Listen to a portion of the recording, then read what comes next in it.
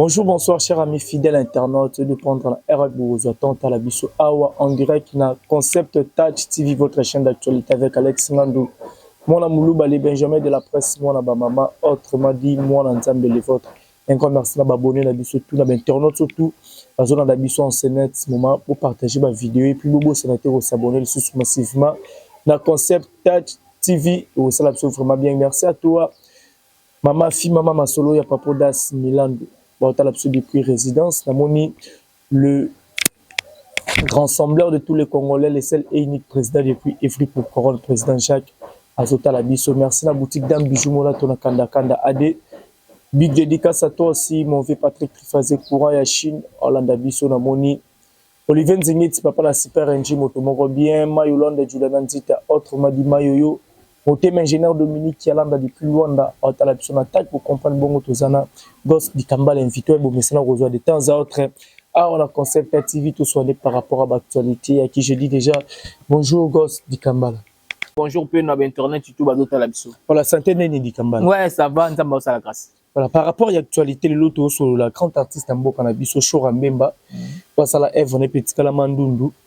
Azali grand frère et grand basiste et puis les sous Mboka na biso grand musicien le roi Godé le Fombo en terre kotika biso n'était bien impressionnant par rapport à liwa et artiste munene le roi la Chora Mbemba pe patiki biso le loto sur laza nanda wa malilo to bien morgue na français. Ouais ba sentiment za mawa Alexis.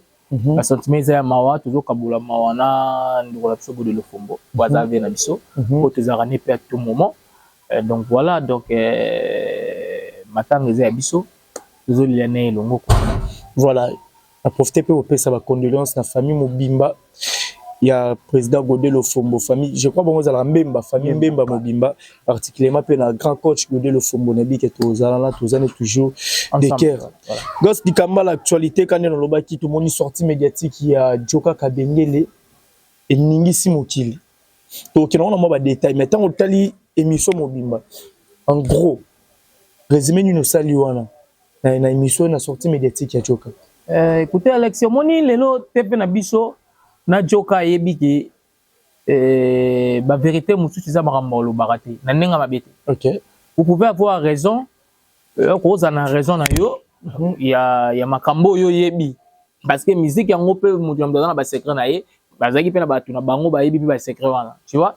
Alors mais ça ba air mususu bo mususu ba lobi no ka bolekisi. Parce que bi ke non des abosso na lobby et ningisa Zaïre. OK. Vous comprenez? Muna mutu akozongo na ndenge na ye. O ba kozongo na ndenge pe mabe baza. Yango zo mo ezo sala malelo. Vous comprenez? Yango muni ke mutu na mutu azui parti na ye ya sujet ya vandi, aya sali sujet alobi na ndenge o yazo kanisela. Vous comprenez? Babaka na momoko lo bara, adage mo lo bara, toute vérité n'est pas bonne à dire. OK. Vous comprenez? Rose appelle la vérité no moko mais regardez no ngo moko calmement. Et tika longo ka ya yo. Neti secret moko boy pour ne pas que laisser batu mususu. Ah oui. Pour nanga so ça li résumer Mobimba na lo babon. Donc résumé nous ça il fallait pas le baba vérité mususu à lobby. Ouais, il fallait pas parce que fallait ka siko. Vous comprenez ba vérité na fallait ka lo bango siko. Pourquoi ka siko? Parce que ça qui nango. Depuis kala. Mais pourquoi ka ga siko? Donc pour Alexis, parce que la vérité na azala ki nango. Mais pourquoi ko lobango kaga siko? Voilà. Toko tellement ba détail vient absolument Joka Kabengela lobby Jubem Piana. Donc tout le rato ba Jubem Piana taille ba tout ba beta ba sali boso et ba faire na ba fali. On a vu ba président Weranson, ba papa chéri, ba Kofi Olomide abi tout mon côté aucun musicien congolais a tourné ça basalouana pour faire voir qu'il fallait les dévoreurs des espaces. Il fallait tourner ça basalouana vraiment convenablement que l'artiste n'a biso na ba faire ego et pardon ba papa chéri ba Weranson ba Jibin piano ba beta avant fallait poupa. Adi batika retourne du saté. Kasi moi maman on tche biso Alexis. On maman on tche biso yo.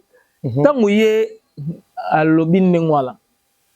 Eza pona ngoya ko timona polémique moko boye vanaki na ngoy batamangi na. Quelque part. Ozomona tangu ba Weranson basalaki l'époque na bango bato bakotaki wana pour la kokotsa bato na tangu ba Weranson basalaki na ba JB piano c'était pas facile. OK.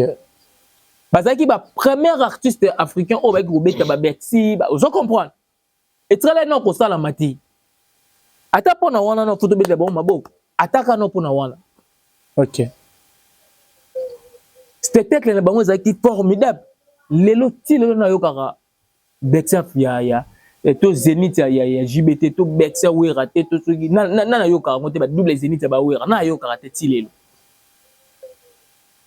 Vous comprenez? C'est-à-dire que marqué époque na bango. Marqué époque na bango Alexis lelo nde to solo na yo joka lobi batu batondisa basali wana te. Il y a pas cet exemple voilà qu'il fallait mutatondisa ngo lelo. D'après ye. Mais est-ce que fallait na faire si bango ba beta concert neti wera na jibe ba beta na fikine concert du siècle. Est-ce que ba beta yango? C'est-à-dire que batuna tonda bango bazo sala oyo ebongi na époque na bango. Vous comprenez? Est-ce que lelo nde to sola na yo concert ndeti ya fikini wana na ndenge ba public yango ba koma différent. Ba public ba wera bazaka la bango na ba jibe yango ba fali na ba faire bazana bango te. Parce que ba public moko différent. Ba public ko ba fali bazana bango na ba faire lelo baza bato baza mingi na internet. Vous comprenez? Mais ba jibe bazaki bato toto simba ozo bundo achi opembeli pour kalingaka wera ka pa lingaka jibe. Est-ce que ba concert wana ba beta est-ce que ba faire na ba fali ba beta ngo lelo to linga ko comparer les incomparables ti quand bat na bat bazo sala makamuna tana bango RJB a beta ka Bercy Zénith et wana fala linga ko beta ngote pera linga ko beta bazaki na évoluer na basima ba leader voilà. Vous comprenez? Lelo nde to sola na yo Alexis nenge pere a obeta ba Didas Arena nenge fali a obeta ba Didas a obeta ba double arena na ye jibe na wera ba yo ko forcer makambo ndenge wana ti. Vous comprenez? C'est par rapport à ton nete so zo comprendre. C'est par rapport à ton donc bon ba saki ba makambo wana ba fali na ba pere ba linga ba ko sala ngoti lelo zata ba fali na ba pere ba wera la ba jibe ba yo ko forcer ba makambo wana ti. Donc ce qui n'a pas secret moko loba pourquoi la razalaki et pas JB Piana parce que la JB obeta ba Zénith wana ya zaki pemena JB mutaza pemena JB Zakaria pa oui ensemble pourquoi ya iko loba makambo wana moi ke bango nde ba musicien quelque part Alexis bango nde ba zo boma ba musicien parce que la razaki pemena leader JB Piana tant jiba beteki wana ya ya lobi jiba tondisi jiba sali play jiba sali jiba musique danger c'est il était là c'est lui alors les la télévision pour dire lelo oyo ko sala contradictoire ya maloba oyo yo moko loba pendant longtemps parce que ndoko loba ngo mbala moko te à plusieurs fois abande ko leka la télévision même na émission na yemoko ba moramande ko loba ga yango lelo oyo ko changer maloba noko. Parce que ba Zénith tango na ba o ba wera ba beta na ba jibe ti lelo ba vidéo tozo tal ti lelo tozo mona ba spectacle neni ni eleka bien d'ailleurs ba sale bandoza la réduit na ba rideau non y a pas de souci l'essentiel les que net exemple à l'époque Bercy Zara 17 000 places avec comment il fallait autour de 2020 comme ba je crois ba 22 ou 21 000 places ba période des Zara 17 000 places ba wera ba jibe ba kofi ba beta ba sala ka réduction ba rideau yango Alexis nazoloba chaque jour to la makambo za pe ko évoluer notre taliso différence je m'excuse notre taliso différence il y a herba jibe na ba wera ba beta yango na herba fali ba beta ngo lelo makambo za pe ko changer za ko évoluer na biso ke tango ba jibe na ba wera ba banda ko beta ba Bercy parce que parmi ba africains ya liboso ba banda ko beta ba Bercy wana na ba Koffi Olomide si je me trompe pas ba africain belete ba ndeko oser mais bango ba yaki ba beti et puis batu ba koti vous comprenez eza so ndenge moko te na ndenge ba fali na ba fere ba so ko beta lelo ba yeko kuta bango si ba sa nini ba beta à lire déjà si et ya vous comprenez ba yeko kuta ba beta déjà si ba beta batu si ba mesana ko kota yango et comment nango normal. Or, les bossolers, jibe na ba poueur, ba zo beta ba Bercy wana. ezalaki eloko moko ya extraordinaire. C'est ce qui n'est plus aujourd'hui. C'est plus extraordinaire. Tout ce la rapembe. Moi, je suis pas contre pas contre Fally, mais tout sur la PMB. Ce qui se passe aujourd'hui, et ça que Alex, ça net na balé. Nga rosa numéro 9. Nyoza numéro 9. Mais babandi singa match par rapport à efficacité na nga poids na nga na ken lembisi ba défenseur mais na tien na nga bité. Vous comprenez? Vitesse na nga kana combativité na nga nde ba défenseur ba kokinga te wana ba lembi. Donc ba cotisio au profiter na rolemba na bango yo cheka bi match silencio. Ok. Vous comprenez? Le yo seno be fort rebelité. L'entraîneur a sali ka calcul. Amoni ke na nzoto gosse na vitesse na ye poids na ye mais défenseur on a l'air otindika tindika bango bousculer bango ba rolemba. Donc ba rolemba Alex na nenga za maela biton na kokotsa ye soko zo kazo sani a rochabi. Ok, donc si on a bien comprendre ba Weranson ba JB ba Kofi ba ngonde ba boosta qui déjà marambo ba lembi ça qui déjà ils ont tout fait. OK. Ba ça qui déjà que muta banga lisusu Bercy te. Muta banga lisusu Zenith te. OK. Vous comprenez? Muta banga lisusu Bercy te, muta banga lisusu Zenith te, un africain ko banga lisusu Zenith te. Je parle pas seulement de la musique au Congo non. Na d'autres africains nyonso o ba ndeki ko ozete. Yo yebisanga l'air ko fait betaki Bercy. Africain ni sous ayaki, ceux qui ba congolais. Vous comprenez? Si vous pouvez zoemba mutalaxaka nzela ba toujours simanae allez suivre la guide ngane qu'on appelle ça bino. Voilà. Tant zoemba. Donc c'est-à-dire que ayaki a osé. Et puis ba wera na ngane molo ba tel ba moni ko fi betaki pourquoi pas biso. Et puis ba beti lelo ba legi na bango ba Fally na ba fere ba zo ko beta. Faut to beta maboko ezaka ke ba na nzela ba bien na bango si ba pongola kinzela. Yo quand tu sois des exemple Bexi wana Alexito sur la pembe. Ce te yaki kara na statue wana que non un africain noir na betaté. Pour penser que Fally to faire que benga ba kindeka ko zeka facilement bon que non to go bet. Et benga ba banga pit, benga zapela ba réserve. Ce ko to ke sibité. Et so pas biso. Vous comprenez parce que benga ba zapela na moi ko banga wana ata ceux qui ba ko bet après. Mais ko banga wana quand même ngeke zala que ba za ba star amine na ya Congo aya ko bet place moko bo ba tu ba yate. Vous comprenez? Ça, non, il fallait me que non,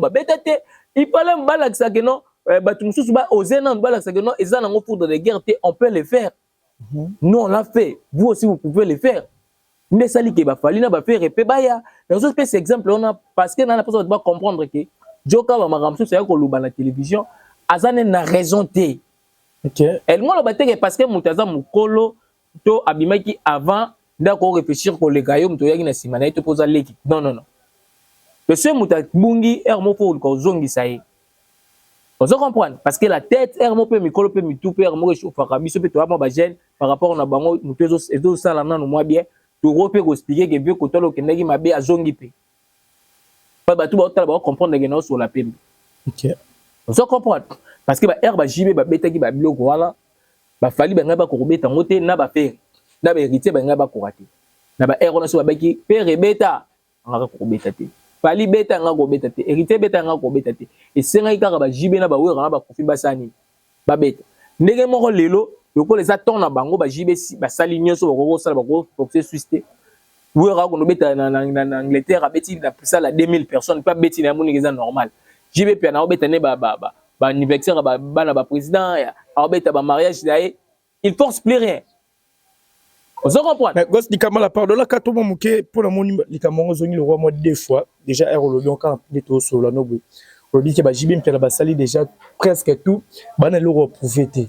To la qui sorti médiatique mais c'est l'ambassadeur pour faire le midi ou après si biso date na monté mais à promettre que déjà 2025 en beta grande salle à niveau ya France wana hippodrome de Vincennes sur la sanité hippodrome de Vincennes où ils ont la capacité à 80 000 places.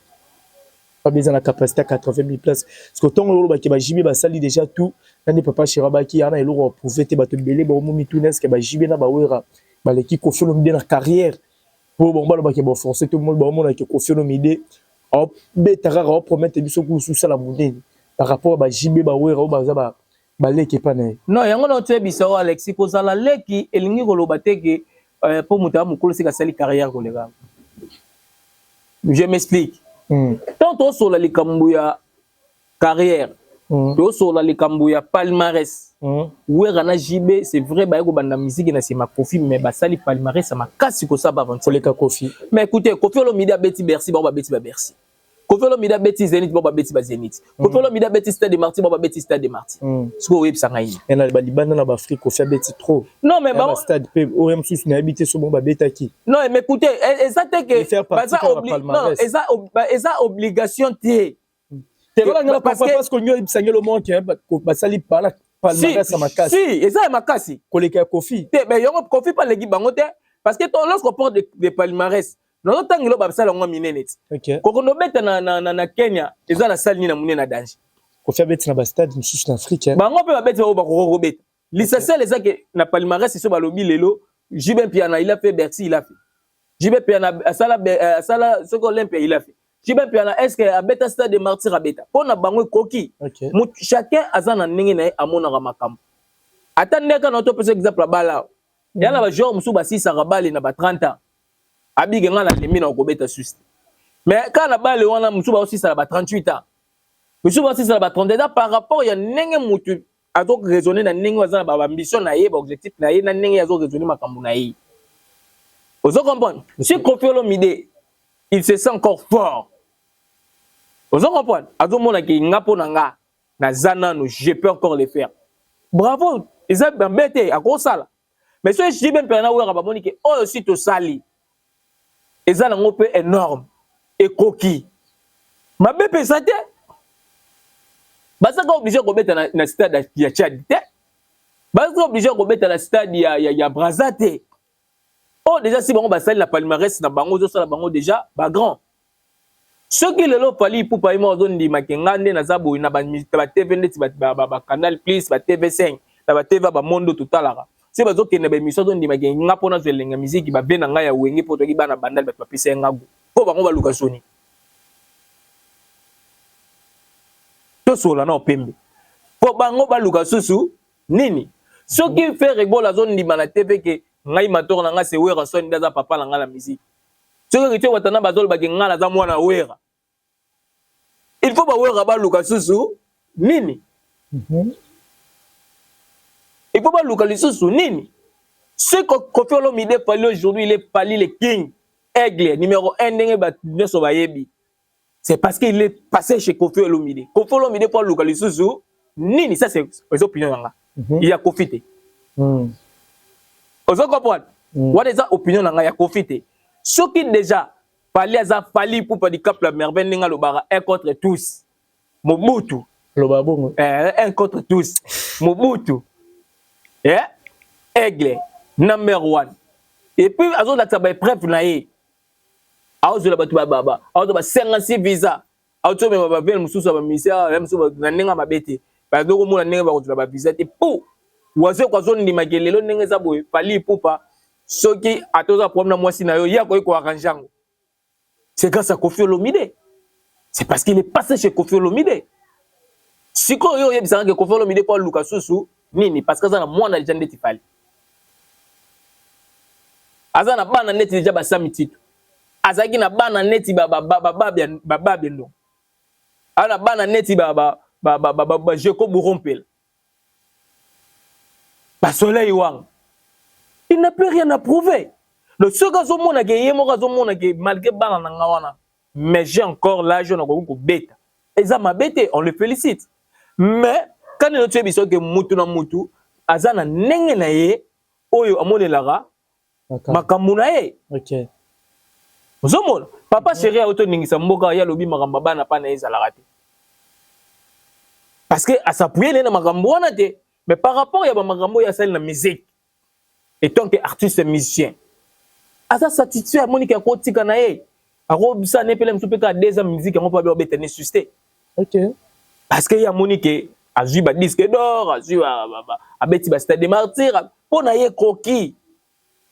Le reste est là où etikali wana il s'en fiche. Et ça m'a bêté parce que biso no soto bi que non papa chéri a sala ba makambo wana. Etonda te est-ce que beta giti a beta. Est-ce que Joka il a besoin de regarder ba makambo wana lelo?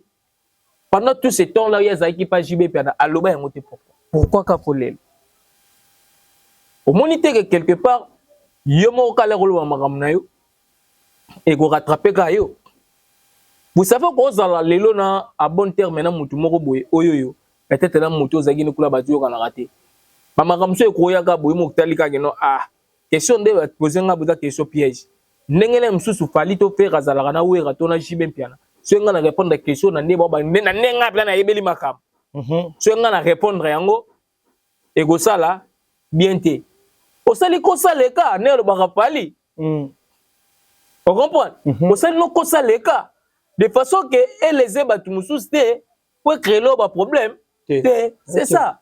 Voilà, quand la sortie médiatique, il y a Joka héritier Watanabe traité d'ingrat et pas Joka Kabengele par rapport à Batantou et passant héritier Watanabe. Abouye aussi la moi l'année vidéo et anniversaire. Moi l'année Koufi héritier Watanabe a contribué. Et puis du coup il y a CP la télé l'auto qui a Bengi héritier Watanabe a utilisé pendant 30 millions à ingrat par rapport à Nengi passe à Bunda parce que pas parmi fondateur il y a la team Watweza orchestre héritier Watanabe toujours ba sortie médiatique on a tout le monde ndemu ki les oninga Alexis ya on a tué ça yo qui des fois au monde ki mutu sera comme kola musupe maka musupe koma musupe mona akomi maele makasi musupe mona maele zo diminuer mo mukie na ndenga mabete to sola na biso kaka OK to sola kaka ingratitude tout simplement parce que héritier a ça lagi mo une vidéo ti donc andimete ke oleka ingratitude olubiso nini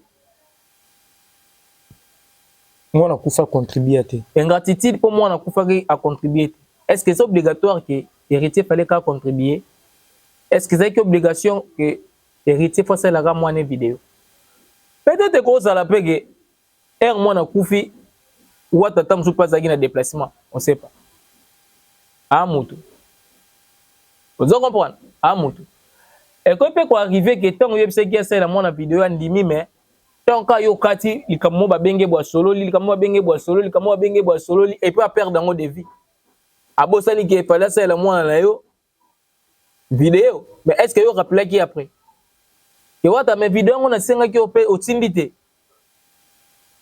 est-ce que ça la gagne pour rappeler Watanabe Wata mais la scène qui vidéo ça les lingate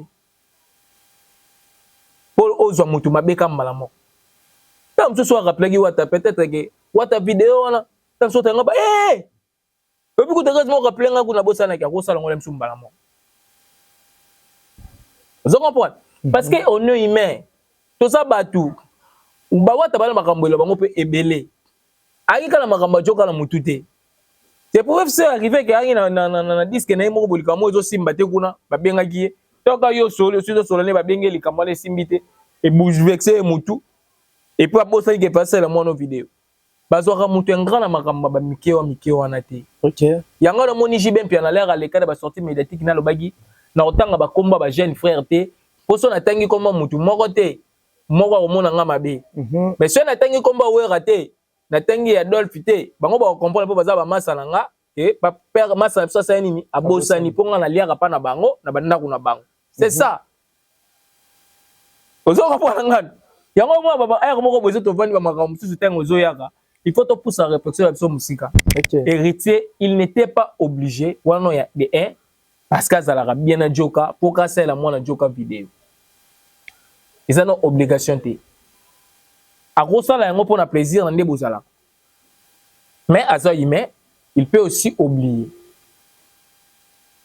vous comprenez mais est-ce que là il y a bosana qui yo c'est là qui yote il peut la 5 vidéo sur ça la salle sur ça la tavana et pour bana na 5 tout tinda te est-ce que c'est là qui ngo bongote ko vai na pe na ku na ko na go mozela mo pe ka tindite obwagiso mokanyi na mutemo kanyi kana mais tu sais pas pourquoi la personne n'a pas fait oluko ye baté makambo na soleng na héritier Watanabe pourquoi ils sont la miti héros yo ils ont ça la maté est-ce qu'on rappelle qu'il y a yamba qui oté est-ce que ça là qui faut ça yo ka répondre oté wana yira nemoto ayebi Alex Ngan na ba parole ya Joka bengi héritier moi na mais vite moi na benga qui na contexte ni peu importe, vous savez, combien de tout le monde est ma bête et ça en réalité, Joka cause a pas pépé. si, aza mukolo.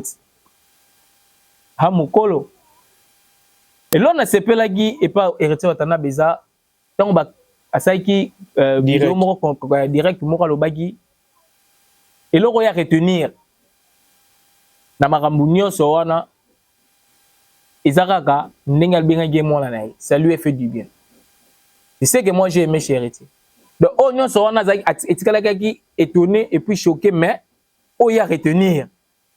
Ezaki mutu po alobaki yo mwana na ye eza considération oyo azo pesa yo.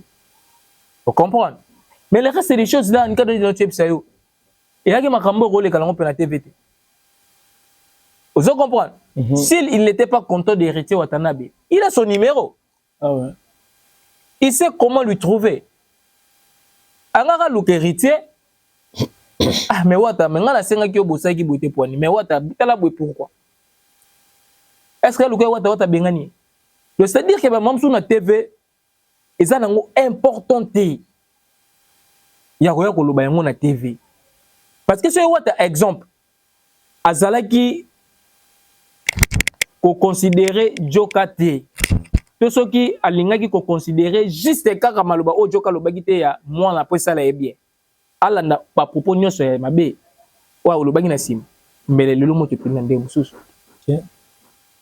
On se comprend. Parce que tout soli pembe wa taper aza lelo artiste munene na moko na biso azo sa pe fierté. Nyonso ndé ya mabe pe ko lekate. On se comprend. Il peut pas tout laisser passer comme ça. Mais au moins sagement, intelligemment, à Monique était à Moto, Joka, à Sali, erreur. Na tiré qu'à place où il y a bien, il y a ma bien à Sanini. Na boaka, il y a moins de confronté à Joka Malasima, à comprendre réaction héritier Watanabe par rapport à propos nae, aye bagé, Malasima, ceux qui va poser une question morobo par rapport à l'ikamomo, t'es son anon na mutema, o chokanga, et à Maramon au bana TVT. Ceux qui n'ont pas ça qu'on nous moutongo boité pour nous ebisa y n'acti kala nango pour nango. Et ça pour na batunyo son dété bayi ba marambango parce que les salamaki et salamaki batunyo son dépété bazalaki. Donc comprendre, c'était pas important. Il y a quoi que le marambango tout. Voilà. Après sortie médiatique, il y a Joka basel pe banalise quand des toto sono awa Joka traité des flatteurs. Il y a un peu qui ingratitude des ongeliers par rapport à l'obtention à visa ning ba pesa visa. Mais batu ba loba makamunyo so na Alexis batu baza na résolve ba makamunyo parce que pendant tout ce temps là que oyo zaki pembeni ya héritier Watanabe loba makamunyo te pendant tout ce temps oyo waki pembeni ya wera to ya JB to ya Kofelo Mide makamunyo sur loba yango te oyo loba kaka tout justement l'air fali pour pas jouer visa batu ba loba ni même di cap place abandi soka logi batu sene ba loba wana au mona que no batu ba na raison. Il y a aucun saka qui aime son gamutuna tindi alors qu'elle aime son goût fallait batu aye bine goût dama maman mutuna makolote mabe batu na biso quand ne tu bisayo ezalara okola air mususu batu mususu bakoma maele mususu pe dimina ba maele ba koma ndeti bana mike moi la mukia zaka soto pese bilo akolia okomona ko molo bana makambo yo ozaki nango ebombama ozo comprendre na mo ozo kamwa papa tonga kangande boy awo yebiso ke mama kuta lobaki boy papa kuta poka yo pesa ke fumba la fufu awo lobana makambo moko boso ko vandi zo tala akitela tonga kinga poka ko pesa ke fufu ka nengo zona bimaka na papa na bango to so nana ni bakindaka ko luka chéri moko boy loko mo sa zo pesa biloko awo moko to yebite mobali nonde to kindaka boy abimaka nentel to ke nako ko zo rentel ezaka nenge joka suko ba to ba qualifier bongo parce que c'est juste quand l'air fallait apesi yo visa yo leki na émission, tu t'es pas contrôlé. Ok. Il s'est pas fait contrôler. Et ça mineti. Et ça la mineti au voyage na nouté. To wumeli la kino ba no mo ndinga ko voyager te. Siko pali a pesio visa aller lobby sur n'importe quoi. Pas de bongo ka bongo. Parce que ça la mi juste Nathan oyoyo yo zi visa pas okay. Or, bamakambo wana nyonso wana oko gardango parce que garda kango déjà ozo ko Alex Ngando donc bato na to pesa bango fotité c'est babi aux alengra oui parce que ozaki pembe na JB pena to si il t'a tout donné oui JB pena pas pesa yep pesa yep ba bien pe vie au peut leur beta peto le super qui n'a vu super mikili lem super na ngambu pas BCBG pas kenda je sais pas mais l'air qui pembe na JB je pense pas que l'air JB au kendege ba Zénith de Paris ya tikalaki andimité azalaki lelo orowanga nango que JB sala obola muté quelque part tant bozo lo bandingo la bato mo ingrat parce que makambo yo lo ba ki l'air JB beteki ba Zénith tant yo zalaka air wala o lo baka que JB danger JB boye lelo oza pembe na JB pala zweli yo visa o wanga ni makamno so yo lo baka na komba ba JB c'est que ingrat quelque part to ke nango pembe to so lango pembe c'est que ingrat c'est ça. Voilà, merci beaucoup Dikambala. Tourne vers la fin. Bataille va retenir Nini à propos de sujet et puis dédicace. Ouais, tu vas retenir qu'Alex Lelo n'a vinde tout ça boué. Tout le bar vérité. Le lot le bar vérité est très important parce que le kuta tu as rattrapé. Parce que bakambo nyonso oyo papa na biso joka lo bakala tango jiba betaka Zénith. Yango ka rattrapé Lelo. Aïe go changer maloba na e. Vous comprenez? Donc voilà, on a vu que tout le méga la vérité et c'est très important. Ata muto oza pembe na esoka ko yino pour la vérité wana. Mais quelque part un jour mukolo sungaye à comprendre que pour kaka Alex Albara na nga vérité yango no moni makambo yo lelo esunginga. Vous comprenez? Mais si on kosa kaye, on kosa la kaye makamto ko ndako kosa ye pour kaya mona ya danger. Total l'air ko rattraper le ba donc makambo no salaire ça banda ko lo bangeza ka lukuta ta résultat lango lelo aroyino de voilà disais la pardon vous pensez pas dédicace pour aussi saboter par rapport à événement au l'artiste la peu bazana ngo fallait pour pas déjà na JA les 6 et les 13 au niveau il y a Lyon à Bordeaux ba concert na barena kuna héritier watana le 21 septembre au betana scène musicale. Hein, je crois que ça, il y a une scène musicale à niveau à Lyon. Il y a une affaire, il y a 7000 à 6000 et quelques places. Il y a au Fabricas le 31 août, à Casino de Paris. Et puis, surtout, il y a août, à niveau à Kishasa, à Ferregola, les 3 et les 4. 2 jours, c'est ici, voilà, na 20 mai, ex-Tata Raphaël. Il fallait pour les 10 et les 11. Stade de martyr par rapport à l'événement au artiste n'absobanango l'impression que aux années tout message no que lancé pe ba fanatique toi titi nino senga pe na artiste na biswana bazanango pendant bato bo préparer l'événement attitude à travail hein attitude à travail bazala l'attitude à travail ba bosser courage na bango parce que ça car comme la culture congolaise makambo bazo sala en tout cas la musique ça moi kala bango ba yi nango lisusu donc félicitations na bango et puis nous recevons la public bazala au rendez-vous c'est très important musicien roya la reçoit instrument ba reçoit place et aussi on appelle musique et appelle musique et ça la bien et c'est un appel public bazala présent bazala présent au rendez-vous pour ba savourer la bonne musique na ba musicien là ba fêter na ba ensemble en tout cas tu bi que mboka isa vraiment na ninge moi ba kokoso isa moi mukela ba mboka nyonso ndito vivre na minute nde ba couronner uta ko leka moi ba crise économique un peu partout. Mais pour empêcher bisoter que tout c'est pour la air moko bambo rappelle tout la guerre oui c'est vrai mais air moko moi divertissement ça la bien ça la vraiment bien boya bo soutenir artiste la bino bolingara na ko ya na ba salle na concert voilà et vous allez vraiment bien. Voilà, merci beaucoup ba dédicace tout ça. Ouais, merci na yo Alex Ngando tel bosso pour yo to pesa ngaton lelo pourquoi pas na maman vie maman masolo maman Alex Ngando. Donc voilà pourquoi pas na président Jacques Naivry na maman na ngai Arlette Mwaka na États-Unis na maman na ngai Bibi Kamba na Bruxelles il y a sur l'ornette Bibi Kamba telinga gospel Kamba la boraye pourquoi pas na maman na ngai Lolo Timbiki na États-Unis na Tontin Clément Moyal en États-Unis na Sandari Timbiki maman nommé pengi na États-Unis et puis na maman Annie Lumbala na Bruxelles maman sociale Fanny Tamboula Keto na Paris. Puis je gosse Kambala la table là-bas passer c'est grâce à Benin dit la lieutenant de l'infirmière chef maman divine Bi Kambala respect. Voilà, merci beaucoup gosse Kambala un grand merci na batutu au besoin tant à la biso pour partager vidéo et ça l'absorbe bien place pour Salimabe bouti qu'on a ba commentaire voilà et au Sungapso pour Mbalasima, tout mais qu'un peu au Msala, de sorte que Bozala toujours satisfait. Un grand merci à président Jacques, le rassembleur de tous les Congolais depuis Evry Couronne, Ban Afrique, tout m'appelle Simbote, base mobile, président Jacques, Amoni Archibald, mon Bandegonanga, tout Bazala Razala, Pene, président Jacques Wana, Bambote Nabino, tout, depuis Evry Bota la Bisso. Merci na boutique Dame Bijou Mona Tona Kanda Kanda AD Circa Savubu, référence ex-Lambert de Paris, Banabasi Toubo qui n'est vraiment ma collection solo. Ezawana Megatop na Inza A63, Circa Savubu, boutique d'habillement Megatop na Nyangwe, 197 référence arrêt. Major, un grand merci à l'agence de construction Betsalel All Buildings.